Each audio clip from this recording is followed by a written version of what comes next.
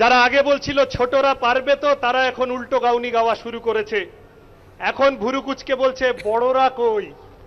আমরা বলেছি বড়রা আছেন ঠিক আছে, लेकिन बाप को हाथ लगाने से पहले बेटे से बात करना पड़ेगा। আমরা ইনসাফ চাইছি, আমরা সুবিচার চাইছি।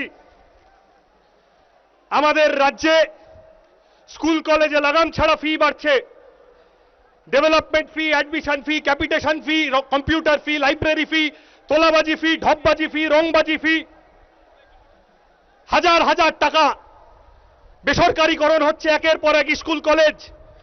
আমাদের হোস্টেলগুলোর ভয়ানক অবস্থা, বিশেষত আদিবাসী হোস্টেল, সংখ্যালঘু হোস্টেল। মৌলানা আজাদের নামে ফেলোশিপ, স্কলারশিপ তুলে দিচ্ছে সরকার।